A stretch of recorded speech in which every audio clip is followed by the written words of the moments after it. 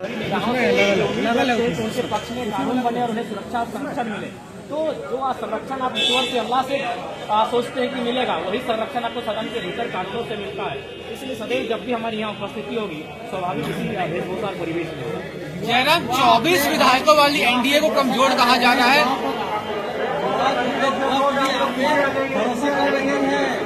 देखिए, युवा मैंने मुझे भरोसा किया है तो युवा के मुद्दों के साथ मैं हमेशा प्रखर रहूंगा और उनके सदैव साथ खड़ा रहूंगा। जयराम जी, आपने अभी कानून की बात की, लेकिन कल से एक आपका वीडियो वायरल है जिसमें आप किसी नाजिर को बोल रहे हैं कि पटक के मारेंगे। आप कानून बनाने वाले आदमी हैं, अब आप विधायक हैं, ऐसी भाषा क्या आपको सही लगी? बिल्कुल नहीं, मैं स्वयं मानता हूं कि ऐसी भाषा बिल्कुल भी उचित नहीं है। लेकिन सवाल ये है कि आप लोग इस विषय को भी जानना होगा कि एक नाजिर जो कि सरकारी नौकरी करता है उसे कई हजार रुपए तनख्वाह मिलती है और एक गरीब मजदूर से 10,000 रुपए घूस लेता है। जब उसको हम फोन करते हैं 3 बार फोन को काट देता है, बोलता है हम बाहर में हैं, तो स्वाभाविक मानवीय प्रतिक्रिया होती है। अगर यहाँ वे लोग ईमानदारी पूर्वक अपना कार्य को करेंगे तो किसी को ना अपना व्यवहार को बदलने की आवश्यकता है, ना भाषा में कड़वाहट लाने की आवश्यकता है। लेकिन सवाल तो यही है ना जयराम जी की कानून व्यवस्था देखने का काम तो किसी और का है। अगर आप इस तरह से धमकी देंगे तो कैसे?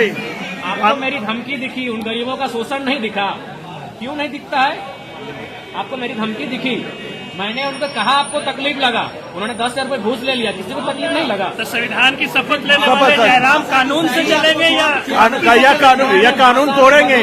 आगे सामने वाले पे निर्भर करता है, 100 में से एक मिस्टेक होगा। जयराम जी,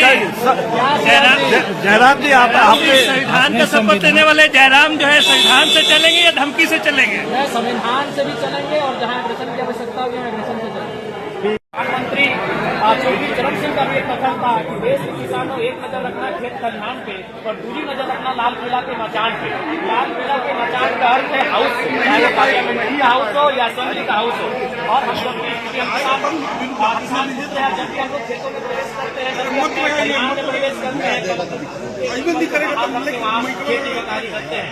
तो हमारी आस्था, जो आस्था खेतों के प्रति है, वही आस्था इस सदन के प्रति होगी। क्योंकि सदन भी कहीं न कहीं हमारे लिए इसीलिए बनाया गया है ताकि यहाँ हक को अधिकार की बात फसल नदी का होगा, फसल स्थानीय नीति का होगा, फसल युवाओं के रोजगार का होगा। जयराम, एनडीए 24 सीटें लाई, उसको कमजोर कहा जा रहा है। अकेले जयराम कैसे सामना करेंगे 56 विधायकों का?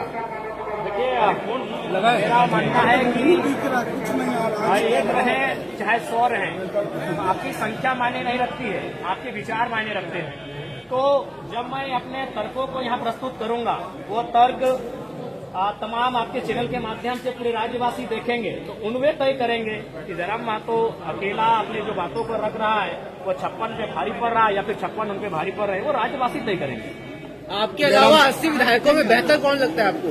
देखिए, अभी ये मेरा पहला दिन है, जब मैं उनके साथ बैठूंगा, मिलूंगा, उनके व्यवहार का आकलन करूंगा, उसके बाद इस निष्कर्ष पे मैं पहुंचकर बात करूंगा। सीट पे लड़ रहे हैं, हम तो सड़क में लड़ रहे हैं, हम तो सड़क के बाहर भी लड़ रहे हैं, तो एक सीट से हम लड़ेंगे। मुद्दों की आवाज जो बार बार कहते रहे सिद्धांत पर लड़ते हैं, क्या सिद्धांत पर चलने के लिए सत्ता जरूरी नहीं? बिल्कुल जरूरी है। मैंने अपने इंटरव्यू में भी कहा था कि सिद्धांत और सत्ता दोनों विपरीत दिशा में है, लेकिन कभी कभी सत्ता को हासिल करने के लिए आपको सिद्धांतों का त्याग इसलिए करना पड़ता है कि आपकी जनता आपको सत्ता में काबिज होते हुए देखना चाहती है, क्योंकि जनता की समस्या का समाधान सिद्धांत से नहीं सत्ता से होगा। 5 साल में कभी ऐसा भी मौका आएगा कि आप सत्ता के साथ हो सकते हैं? देखिए, ये तो सरकार की कार्यशैली पर निर्भर करता है और हमारी जनता जो 12 लाख जनता और उसके बाद जो झारखंड की जनता है, उनके प्रति जो सरकार का रवैया रहेगा उस रवैये पर निर्भर करता है।